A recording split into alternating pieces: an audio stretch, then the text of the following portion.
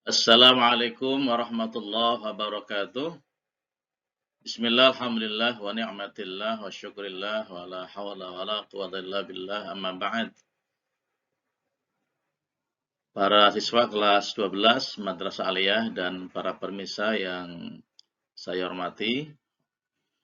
Alhamdulillah, pada kesempatan ini saya akan membahas atau menjelaskan tentang sumber hukum Islam yang mukhtalaf atau yang diperselisihkan oleh para ulama.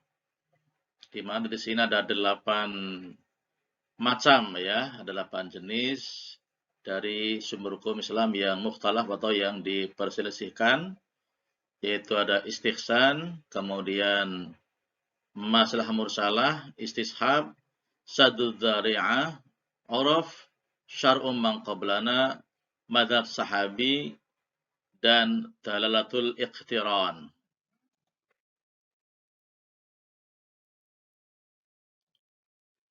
Yang pertama adalah istihsan.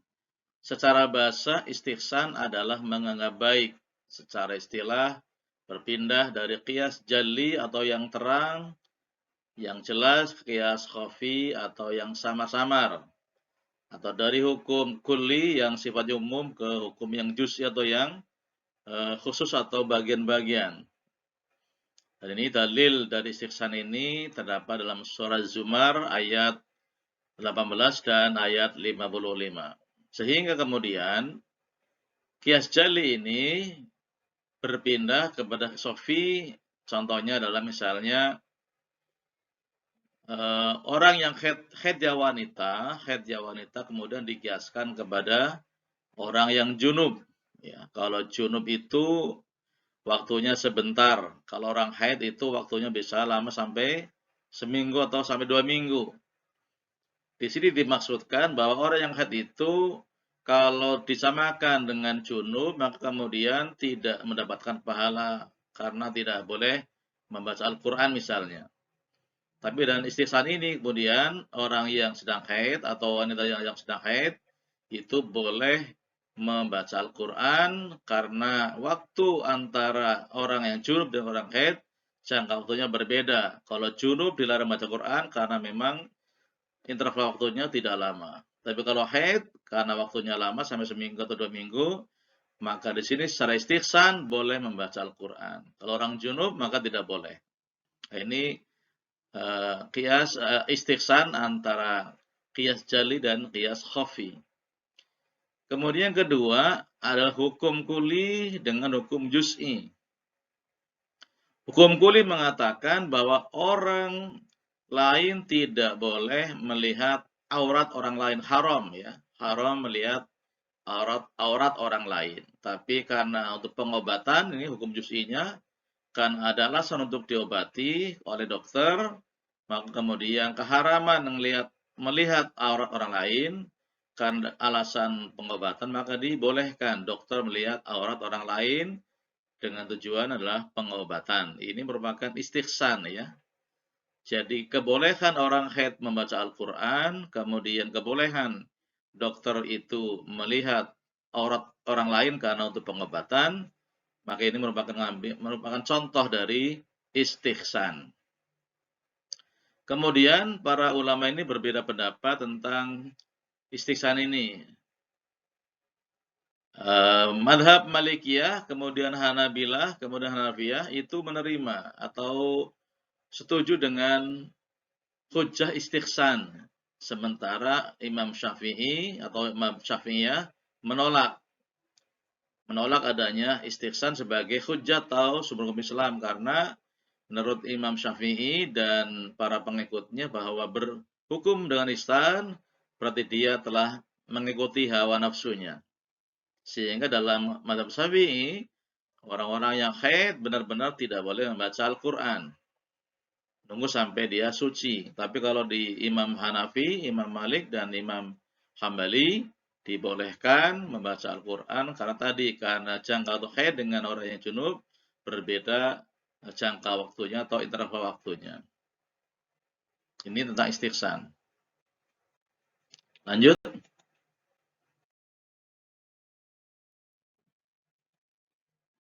Yang kedua adalah maslahah mursalah. Masalah mursalah itu ada dua kata. Masalah berarti kebaikan, kebermanfaatan, kepantasan, kelayakan, keselarasan, dan kepatutan. Mursalah adalah terlepas atau bebas. Sehingga kemudian dipahami bahwa masalah mursalah adalah maslahah atau kebaikan-kebaikan, kebermanfaatan yang tidak ada dalil syara'nya, kemudian yang menolaknya. Diulang lagi nih. Masalah mursalah berarti adalah masalah yang tidak ada dalil syara yang menyetujui atau menolaknya. Kemudian syarat-syarat masalah mursalah. Pertama adalah harus jelas dan pasti. Harus jelas dan pasti artinya di sini kemanfaatnya jelas, tidak abu-abu gitu ya. Kemudian kemanfaatannya juga jelas, ya. Tidak mengandung madarat atau negatif, hal-hal yang negatif. Yang kedua adalah bersifat umum, bukan untuk kepentingan pribadi, sehingga kemudian masalah-masalah ini harus dipahami untuk kepentingan yang sifatnya umum, untuk orang banyak, bukan untuk kepentingan pribadi. Kemudian yang ketiga, hukum yang ditetapkan tidak bertentangan dengan dalil nas Al-Quran, hadis, atau ijma. Jadi di sini masalah harus sesuai dengan dalil Quran, hadis, atau ijma para ulama. Nah, contohnya apa di sini? Cukup banyak contoh dari masalah mursalah, misalnya ketika negara mencetak uang untuk alat pembayaran. Misalnya kemudian masyarakat membangun jembatan untuk kepentingan umum. Kemudian misalnya ada pembangunan museum-museum. Ini semua adalah bentuk dari masalah mursalah yang memang dimanfaatkan untuk orang umum, bukan untuk kepentingan pribadi. Kemudian para ulama juga di sini ada berbeda pendapat ya. Kalau jumhur ulama menolak masalah-masalah sebagai hujjah atau sumber hukum Islam. Sementara Imam Malik, Imam Syafi'i menerima sebagai hujjah atau sumber hukum Islam dengan alasan selama memang tidak bertentangan atau tidak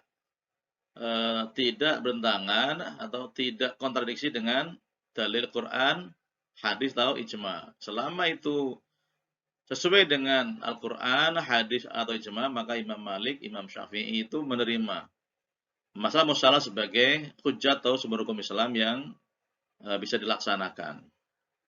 Ini tentang masalah mursalah. Lanjut.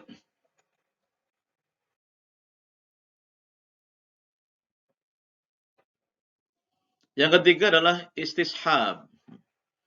Istishab adalah secara bahasa adalah selalu menyertai atau mengikuti.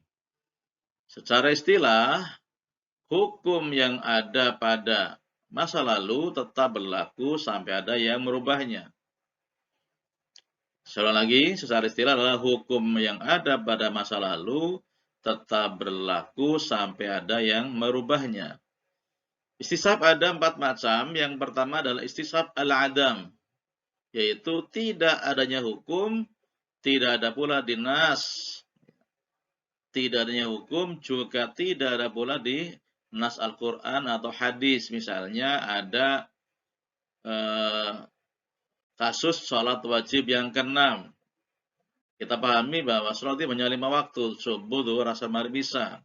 Kemudian ada orang yang mengatakan ada sholat wajib yang ke-6. Nah, itu jelas itu adalah sebagai istishab al-adam, karena memang hukumnya juga tidak ada, dinas juga tidak ada. Itu adalah istishab al-adam.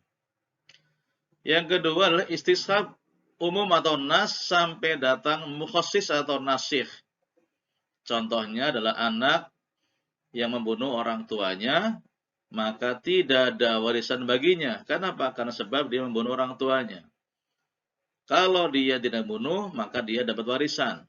Maka kemudian, kalau karena pembunuhan, maka anak itu adalah hilang dari hak sebagai seorang ahli waris.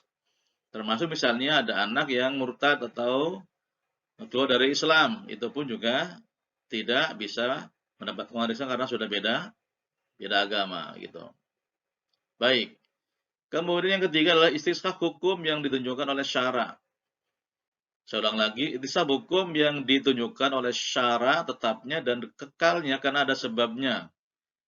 Halalnya wanita karena akad nikah. Di sini di contohnya adalah ketika seorang laki-laki sudah menikah dengan seorang wanita, pilihannya karena sebab menikah maka kemudian menjadi halal. Yang awalnya adalah haram buat laki-laki tersebut karena sebab menikah, kemudian halal wanita tersebut menjadi seorang istri bagi seorang pria yang menikahinya. Yang keempat, istishab ijma atas suatu hukum untuk terus berlaku pada hal yang diperselisihkan, diperdebatkan ini ya. Misalnya, contohnya kalau bertayamum, kemudian ketika mau sholat ada air. Apakah batal sholatnya atau tidak? Di sini ada perbedaan pendapat. Ada yang mengatakan tetap sholatnya sah diteruskan. Ada yang kemudian mengatakan berwudu lagi baru sholat. Di sini memang ada perbedaan pendapat atau ada perselisihan pendapat. Oke.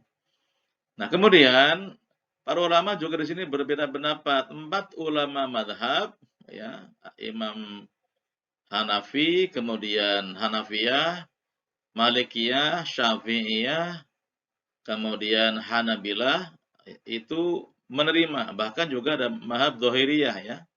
Dzahiriyah juga menerima, Syiah juga menerima ihtisab sebagai hujjah. Sementara ulama mutakallimin ahli kalam menolak istishab sebagai hujjah atau sebuah hukum Islam. Ini yang menolak ulama mutakallimin. Sementara 4 mazhab yang masyhur, yang terkenal menerima istishab sebagai hujjah atau sebuah hukum Islam. Lanjut.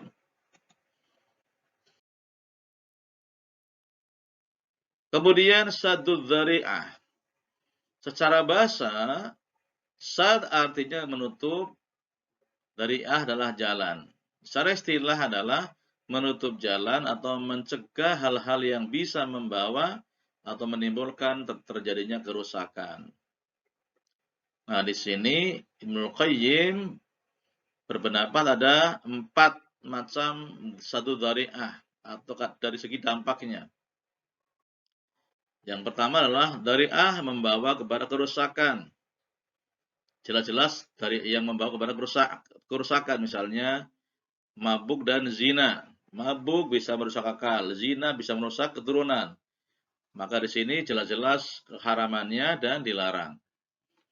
Yang kedua adalah dzari'ah untuk sesuatu yang mubah menjurus hal yang buruk. Misalnya nikah tahlil, mencaci sembahan agama lain. Nah, di sini misalnya sebenarnya orang nikah itu adalah hukum asalnya mubah atau boleh. Tapi ketika kemudian nikah diniatkan untuk mencari merekayasa agar bisa menikahi mantan istrinya yang sudah talak 3 kali, kemudian dinikah orang lain, kemudian nikah lagi, maka di sini menjadi tidak boleh adanya nikah mukhalil atau nikah tahlil. Kemudian mencaci sembahan orang lain, sebenarnya dalam Islam itu mencaci atau mengoreksi sembahan agama lain itu hukum asalnya boleh atau mubah. Tapi dikhawatirkan kemudian nanti ada pemeluk agama lain yang kemudian balik mencaci atau mencaci maki agama kita yang awalnya mubah, maka menjadi tidak boleh atau dilarang. Yang ketiga adalah dzari'ah mubah, tidak merusak tapi khawatir merusak. Misalnya wanita berias ketika suami baru wafat, masih dalam masa iddah. Sebenarnya seorang wanita itu boleh saja berhias, ya, berias, kemudian memakai bedak, memakai minyak wangi dan sebagainya. Itu hukumnya adalah boleh. Tetapi ketika masih masa iddah karena suami baru wafat, maka lebih baik tidak dilakukan oleh wanita yang suaminya baru meninggal dunia atau baru wafat. Ini adalah yang ketiga. Yang keempat, dari mubah, khawatir merusak. Melihat wajah wanita ketika khidbah. Jadi di sini adalah ketika seorang pria akan mengkhidbah wanita ini memang dibolehkan ya melihat wajah calon istrinya atau wanita yang akan dipinangnya. Nah, di sini kemudian ada pendapat bahwa kalau kemudian melihatnya kemudian justru menimbulkan hal yang negatif atau kemudian merangsang nafsu syahwatnya, maka di sini kemudian dicegah atau lebih baik dihindari. Ya, ini yang keempat. Ini pendapat Ibnu Qayyim al-Jauziyah dari segi dampaknya. Kemudian Abu Ishaq al-Shatibi dari segi tingkat kerusakannya juga ada 4. Yang pertama adalah bari'ah merusak pasti. Misalnya menggali lubang dekat pintu rumah malam hari, dikhawatirkan nanti ada keluarga atau saudaranya yang masuk rumah kemudian masuk ke lubang tersebut karena tidak tahu kalau ada lubang di dekat pintu karena digali pada malam hari. Maka di sini sebaiknya dicegah atau dilarang untuk menggali lubang dekat pintu rumah pada malam hari karena akan membawa kepada kerusakan orang lain atau mencelakakan orang lain. Kemudian dari merusak menurut kebiasaan. Misalnya jual anggur ke pabrik miras. Di sini juga kalau orang yang mempunyai kebun anggur kemudian menjual anggur ke pabrik yang memang dicurigai atau diperkirakan dia adalah sebagai pabrik minuman keras, maka lebih baik anggurnya tidak dijual ke pabrik tersebut karena di sini menjadi dari yang merusak menurut kebiasaan. Lebih baik menjual anggur kepada tempat atau orang yang lebih aman yang memang tidak dimungkinkan untuk menjual atau membuat minuman keras gitu ya. Kemudian dari perbuatan terlarang menurut kebanyakan jual beli kredit. Kenapa dilarang di sini? Karena dikhawatirkan menjadi riba. Maka sebaiknya memang ketika kita beli barang lebih baik beli cash atau beli secara mudharabah di ekonomi syariah. Itu lebih aman. Yang keempat dari sedikit kerusakan, misalnya menggali lubang di kebun sendiri. Misalnya kita semua punya kebun, kemudian menggali lubang, dikhawatirkan ada orang lewat, kemudian masuk ke lubang tersebut. Di sini pun juga dihindari sehingga kemudian ketika kita punya kebun, kemudian kita akan membuat lubang, paling ada pagar yang mengaman, ada pagar pengaman supaya tidak ada orang lain yang masuk ke lubang tersebut. Nah, di sini jelas ya tentang kenapa kemudian ini bisa dihindari, tapi kemudian bisa juga disiasati dengan membuat pagar atau membuat pagar pengaman atau peringatan ada lubang di kebun tersebut. Nah, kemudian di sini juga para ulama berbeda pendapat. Imam Malik menerima sebagai sumber hukum Islam. Sementara Imam Abu Hanifah dan Imam Syafi'i adalah menolak. Kenapa menolak? Karena dengan alasan bahwa hukum yang memang mubah tetap dihukumi mubah. Tidak bisa kemudian mubah menjadi haram. Ini pendapat Imam Abu Hanifah dan Imam Syafi'i. Sementara Imam Malik ada hal-hal yang memang awalnya mubah, kemudian dikhawatirkan menjadi haram, maka kemudian menerima satu dzalal sebagai sumber hukum Islam. Ini memang disinilah kemudian ada perbedaan pendapat, ada khilafiyah. Lanjut.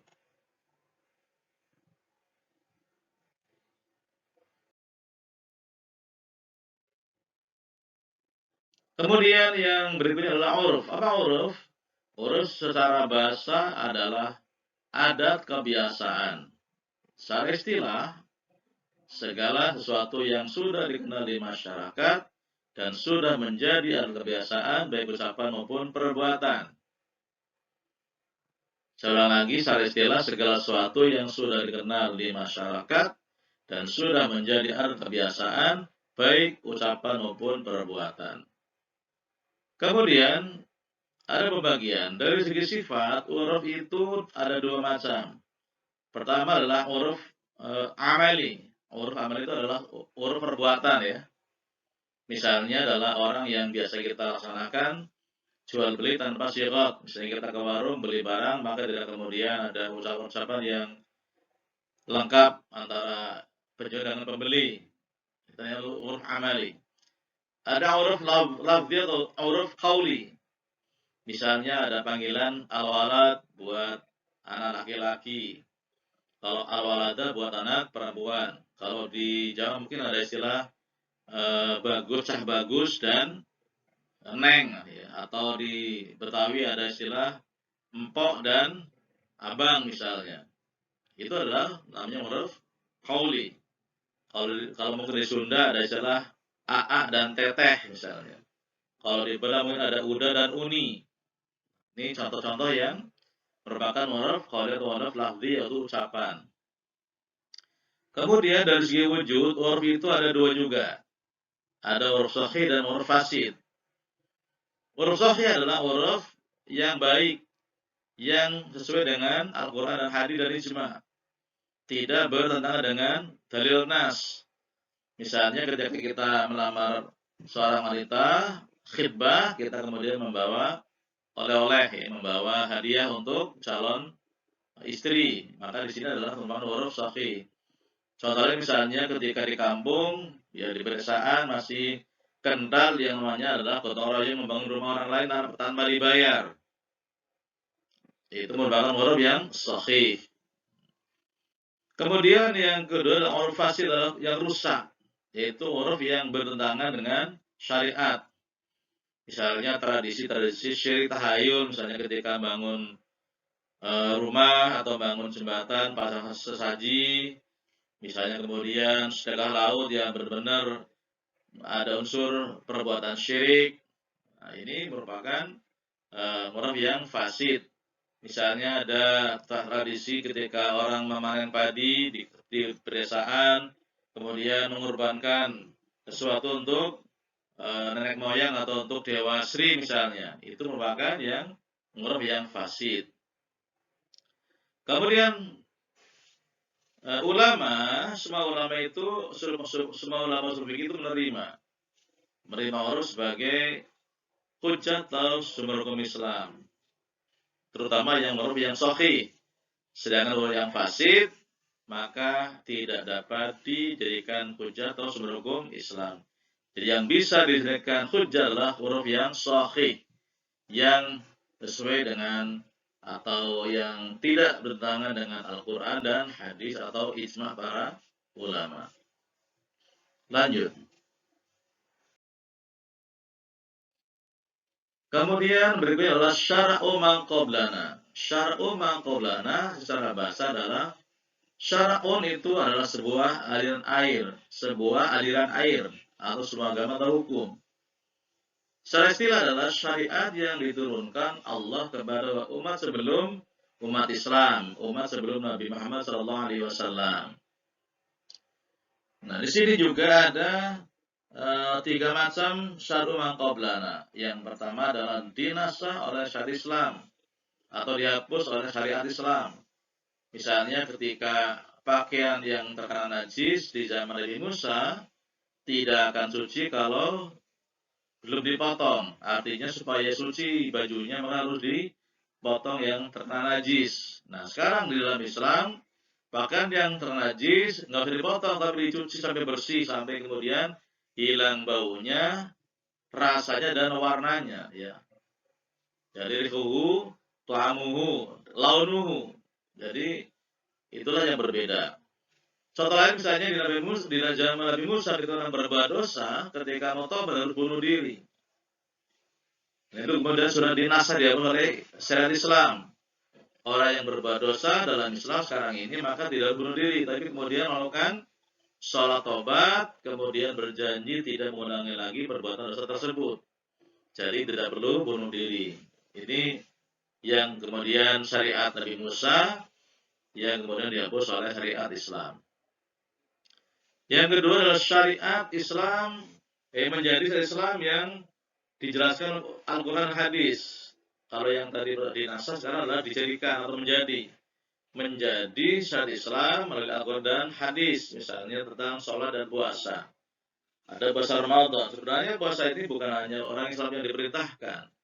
Sebelum umat Islam juga sudah ada puasa. Nah, kemudian Islam menyempurnakan dengan namanya puasa Ramadan, yaitu puasa selama 1 bulan di bulan Ramadan merupakan syariat yang sebelumnya ada di umat sebelumnya, kemudian diteruskan dalam syariat Nabi Muhammad SAW. Termasuk sholat, ya. Sholat juga sebenarnya sudah ada sebelum umat Islam, ada sholat. Kemudian dilanjutkan dan disempurnakan sholat tata sholatnya oleh syariat Islam yang dibawa oleh Nabi Muhammad SAW. Kemudian yang ketiga adalah syar'un yang tidak ada penegasan dinasah atau tidak, ya. Dinasah atau tidak. Ini ada hukum yang kemudian masih abu-abu, ya. Ini yang ketiga. Nah, kemudian ulama juga berbeda pendapat di sini. Ada Imam Abu Hanifah, Imam Malik, Imam Syafi'i, Imam Hambali menerima ya sebagai hujjah atau hukum Islam. Nah, kemudian ada juga mungkin imam lain yang kurang sepakat, ya. Tapi yang jelas kalau dilihat dari mazhab yang masyhur, yang 4, Imam Hanafi, Imam Malik, Imam Syafi'i, Imam Hambali adalah menerima syar'u man qabla sebagai sebuah hukum Islam, terutama yang menjadi syariat Islam. Oke. Karena dalam kaidah para ulama ini, syariat untuk umat sebelumnya juga untuk syariat untuk kita, ya, terutama yang tadi ya, masalah sholat, kemudian puasa, kemudian ibadah haji, umroh dan sebagainya. Lanjut.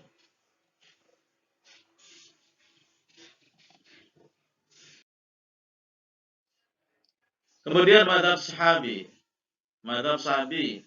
yaitu kita jelaskan pengertian sahabat.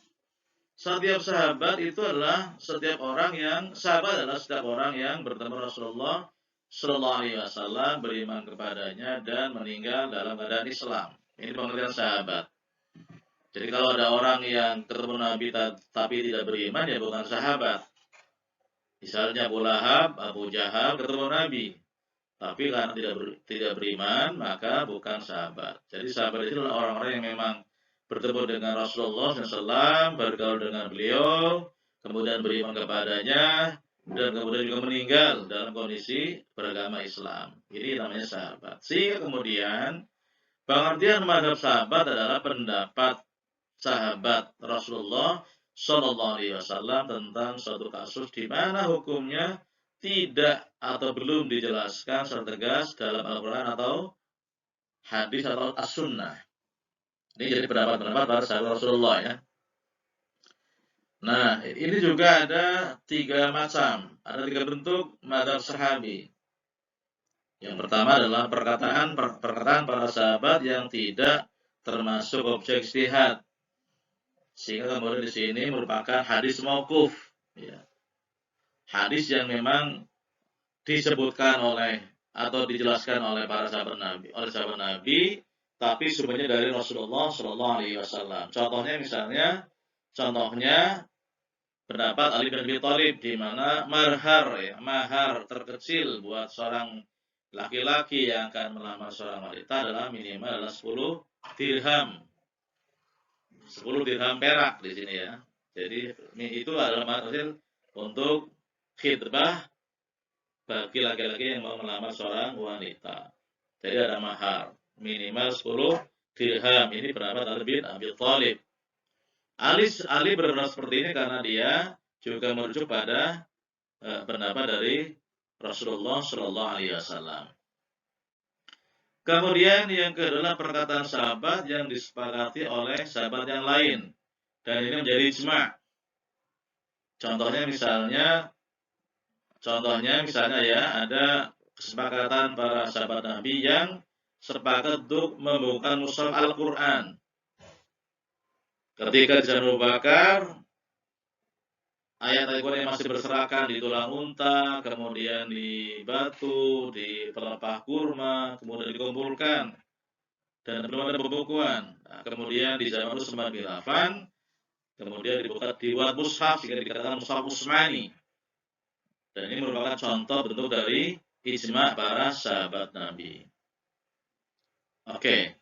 Kemudian yang ketiga adalah perkataan sahabat yang tersebar di antara sahabat lainnya dan tidak diketahui ada yang mengingkarinya atau menolaknya. Dan ini merupakan ijma sukuti. Ya, contohnya ketika Umar bin Khattab memutuskan sholat tarawih dengan berjamaah sebanyak 23 rakaat. 20 tarawih, 3 witir. Ini merupakan contoh ya dari para sahabat. Kemudian ada sahabat yang tidak menolaknya atau mengakhiri atau mendiamkannya. Kemudian sekarang ini ada orang yang sholat tarawih, ada yang 11, ada yang 23. Nah, kemudian di sini juga ada perbedaan pendapat. Imam Malik, Imam Syafi'i dalam qaul qadimnya, kemudian Imam Hambali menerima mazhab Syafi'i sebagai hujjah atau sebagai hukum Islam. Tapi kemudian Jumhur Asy'ariyah, Mu'tazilah, kemudian Syafi'i dalam qaul jadidnya, kemudian Abu Hasan dari Quran Nafiyah menolak. Nah, di sini berbeda pendapatnya ya. Ada yang menolak dari mazhab Syafi'i ini. Ini namanya khilafiyah, artinya mukhtalaf ya. Lanjut.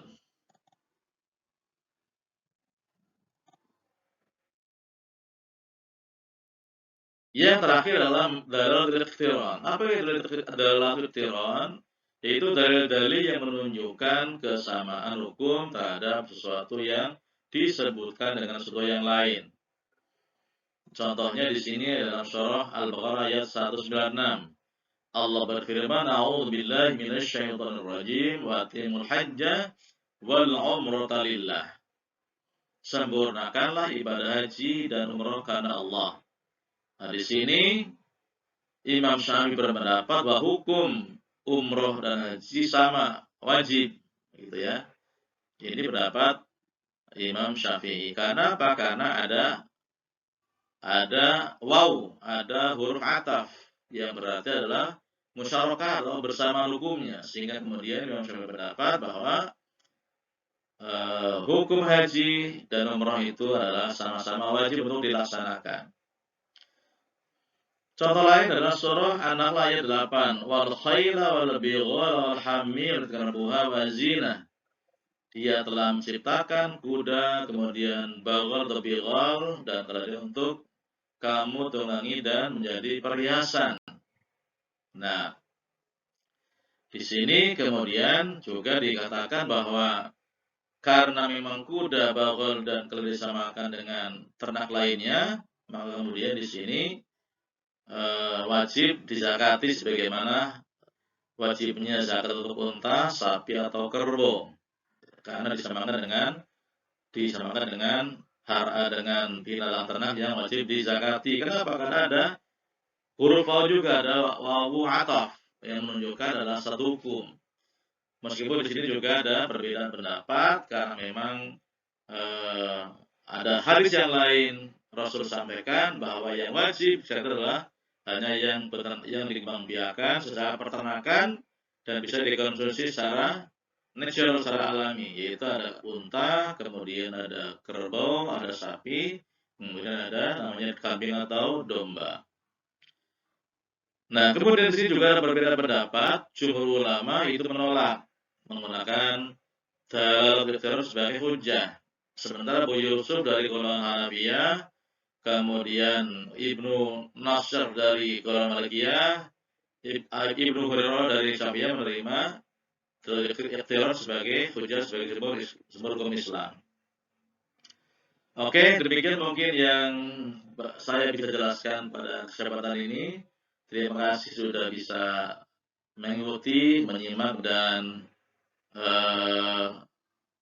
menyimak apa yang saya bahas pada kesempatan ini. Terima kasih. Assalamualaikum warahmatullahi wabarakatuh.